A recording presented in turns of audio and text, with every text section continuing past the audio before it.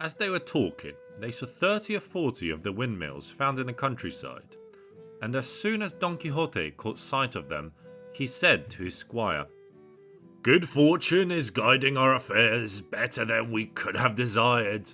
For there you see, friend Sancho Panza, 30 or more enormous giants with whom I intend to do battle with, and whose lives I intend to take, and with the spoils we shall begin to grow rich.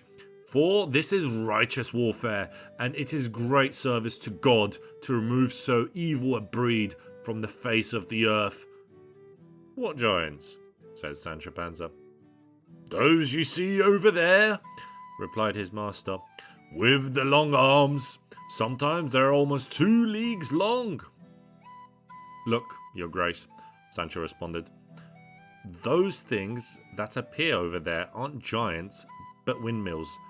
And what looks like their arms, that are the sails that turn by the wind and make the grindstone move." "It seems clear to me," replied Don Quixote, "that thou art not well versed in the matter of adventures.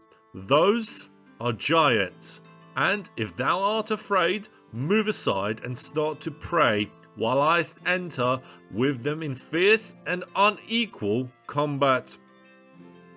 And having said this, he spurred his horse, Rocinante, paying no attention to the shouts of his squire, Sancho, who warned him that, beyond any doubt, those things he was about to attack were windmills and not giants.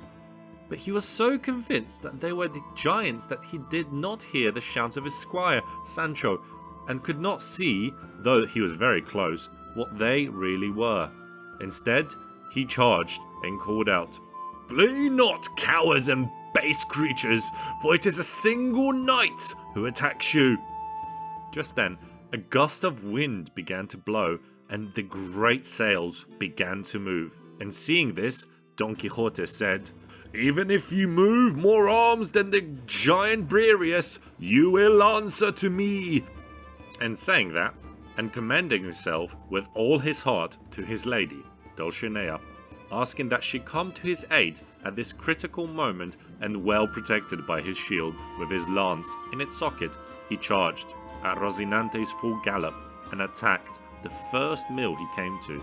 And as he thrust his lance into the sail, the wind moved it with so much force that it broke the lance into pieces and picked up the horse and the knight, who then dropped to the ground, and they were very badly battered. Sancho Panza hurried to help them as fast as his donkey could carry him, and when he reached them he discovered that Don Quixote could not move because he had taken it so hard of a fall with Rocinante. "God save me," said Sancho. "Didn't I tell your grace to watch what you were doing, that those were nothing but windmills, and only somebody whose head was full of them wouldn't know that?" "Be quiet, Sancho, my friend," replied Don Quixote. "Matters of war, more than any others, are subject to continual change. Moreover, I think, and therefore it is true, that the same Freston the Wise, who stole my room and my books, has turned these giants into windmills, in order to deprive me of the glory of defeating them.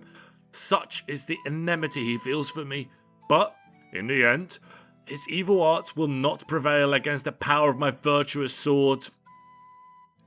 "God's will be done," replied Sancho Panza.